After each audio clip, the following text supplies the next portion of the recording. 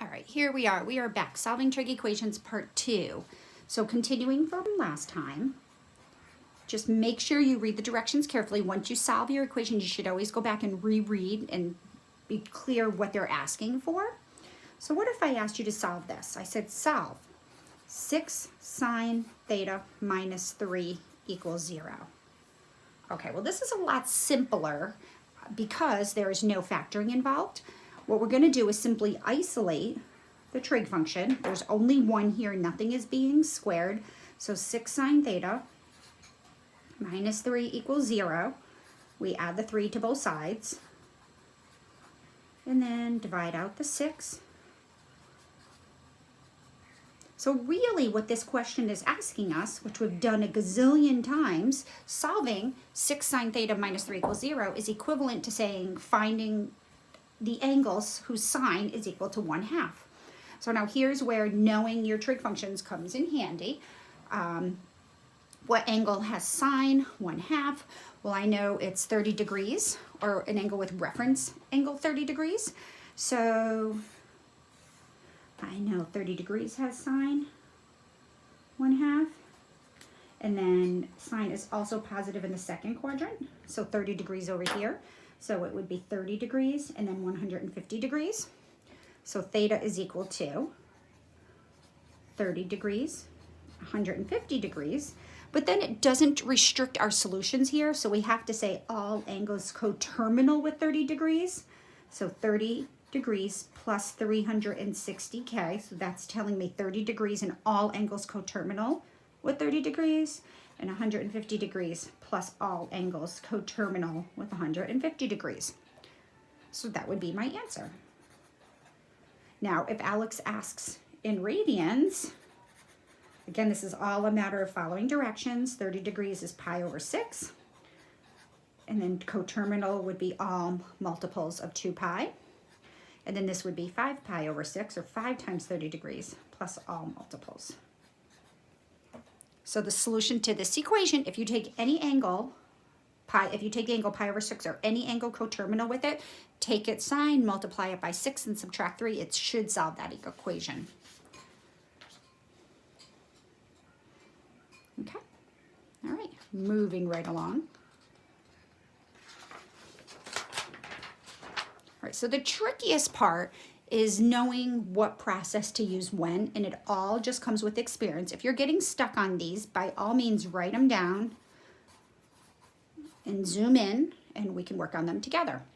So what if I said 4 sine squared theta minus 3 equals 0? All right, this is a little tricky because we see the sine squared. This is tough to solve for directly. We're going to definitely have to do some algebra here.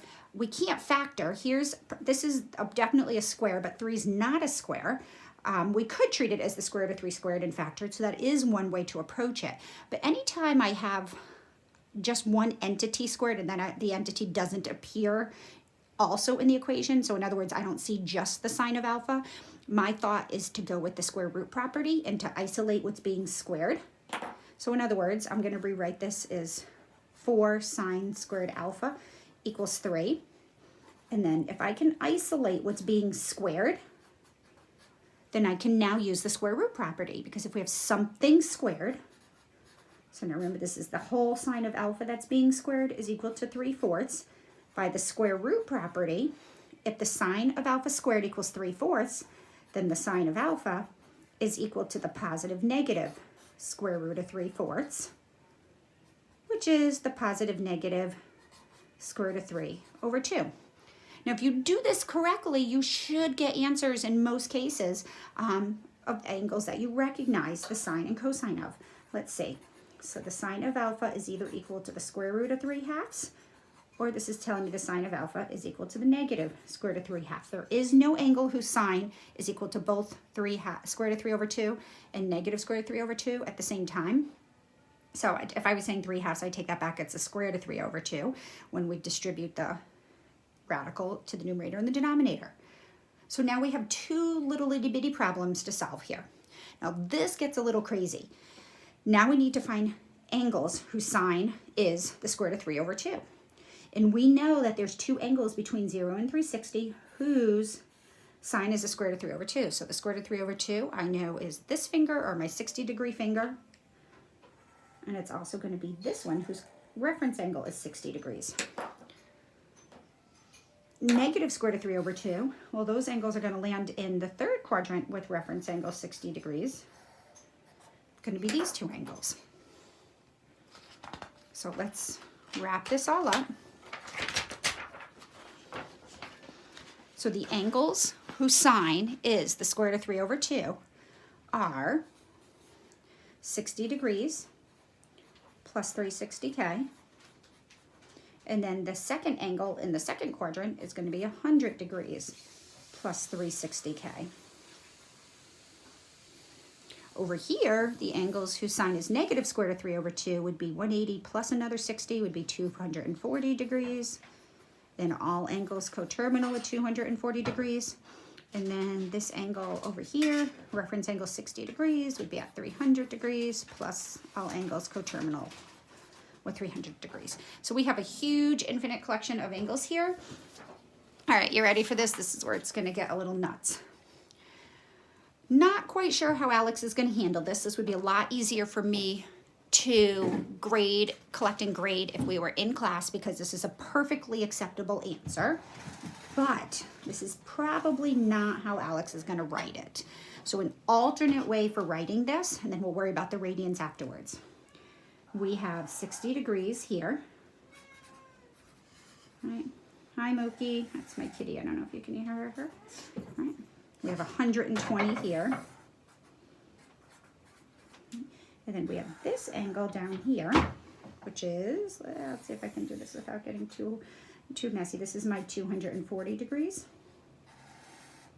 And then lastly, we have our 300 degrees. All right, one thing to notice here is that, I'm not sure if you can see this or if you noticed it right away, 100 and right here, 60 degrees and 240 degrees form a straight line. These two angles only differ by 180 degrees right here. So typically what we do when we're in this scenario, instead of writing 60 plus 360K, we're going to start with 60 degrees. We can just go 180 to get this angle. We can go another 180 to get this angle. We can go another 180 to get this angle. So what happens is we're going to combine these two, and instead of writing all angles coterminal with 60 degrees and all angles coterminal with 240 degrees, we're going to write 60 degrees plus 180K, because we can just get from this one to this one back to that one by adding 180.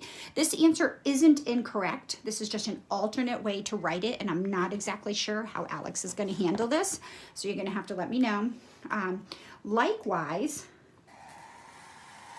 these two angles fall on a straight line. So instead of saying all angles coterminal with 120 and all angles coterminal with 300 degrees, we usually start with the smaller angle, 120 degrees, and we could get to 300 by adding 180.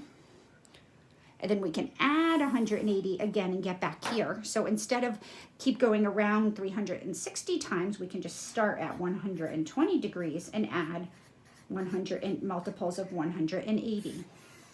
So my guess is this is how Alex is going to want your answer. Remember, I am here to help. So if you're struggling getting this into Alex, I believe you can split screen and you can have Alex open and have me in Zoom, and we can work on some of these problems together. Let's see how we're doing on time. All right, I think I can squeeze one more problem in.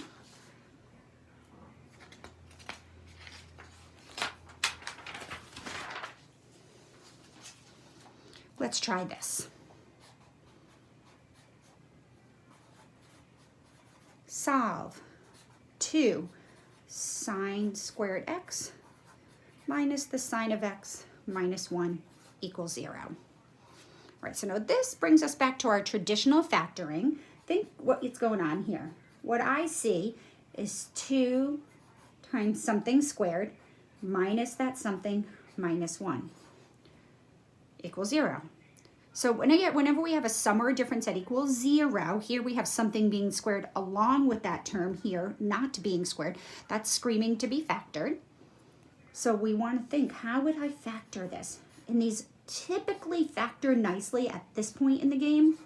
So I know what has to go first in the parentheses must multiply together to get 2 whatever's being squared. What has to go last has to give me 1. So this really isn't all that terrible because 1 and 1 are the only 2 nice numbers we can multiply to get 1. And then in here, well, 1 has to be positive and 1 has to be negative, giving me the negative in the middle. So, I can do this quick because of experience, but with practice, you'll get really good at it too. Product of the first is the first. Product of the last is the last. We have 1 square minus 2 squares gives me negative 1 squared. So therefore, we can factor what's in the box is the sign. So just imagine the sign of x being in here.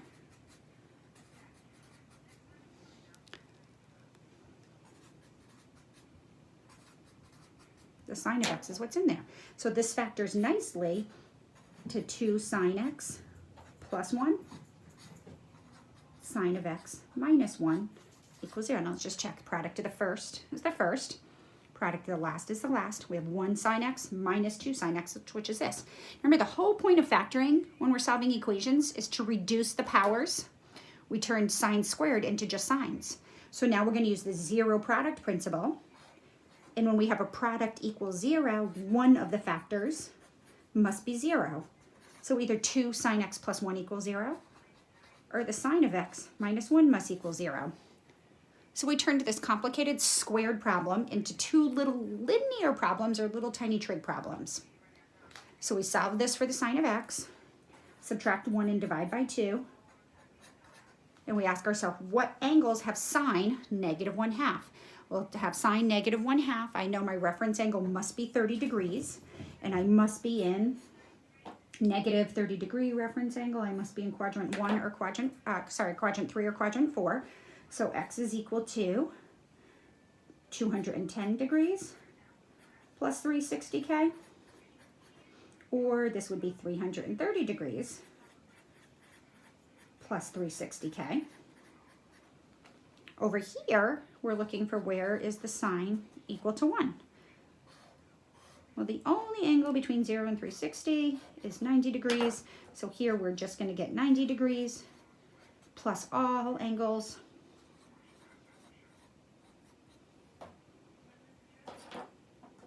Coterminal with 90 degrees. Now I am perfectly happy with this answer. Let's just take a quick look here. What I do is to see if Alex wants it in a different way, I put all my angles, all solutions to both pieces on the same set of axes.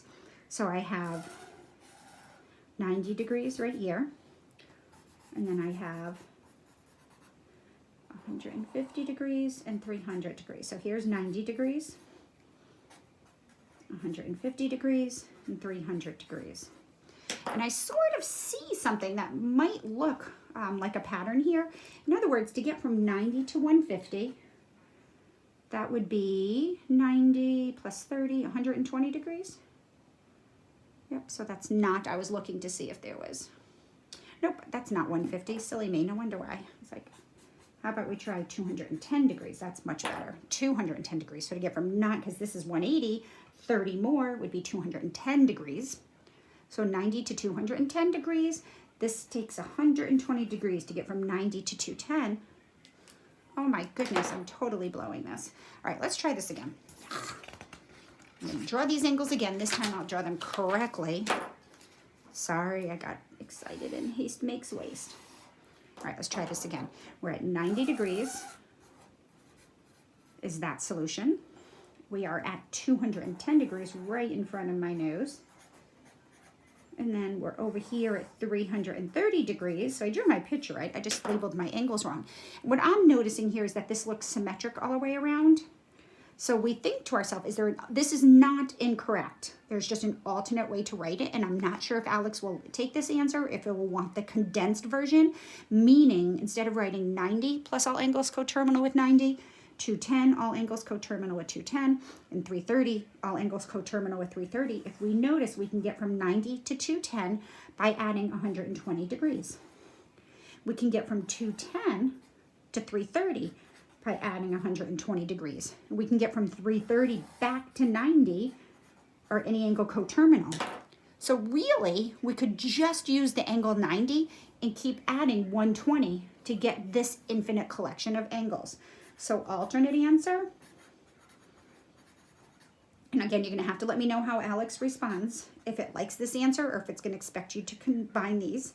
I would say 90 degrees plus, we can just keep adding 120 to get to here, then to here, then to here, then to here. In radians, follow the directions. It may ask in radians. 90 degrees is pi over 2. Plus 120 degrees in radians. Well, that would be 2 times 60 degrees, so 2 pi over 3. Okay. All right, so I'm going to end this lecture here because I'm running short on time. I can only do about 15-minute chunks here on YouTube, but I'm going to give you an assignment, and I'll do a third lecture with just additional problems if you want to see some more problems solved. So to do, read 7.6. Exercises 11 and then 29 to 63 odd. The more you do, the better you're going to be at this. And then work on your 7.6 topics. Please make some significant advancements in this. You should have all of 7.6 due, or all of chapter 7. We're going to have that due next week. I believe that was the original thing. Again, everything is subject to change. I will write everything in Blackboard as far as your percentages and due dates, so forth and so on. Yeah, so tune into part 3 if you want to see more equations solved. Otherwise, jump into Alex. Be sure to take advantage of their videos and Zoom me if you want to talk about some problems. All right, hope everybody's having fun. Talk to you later.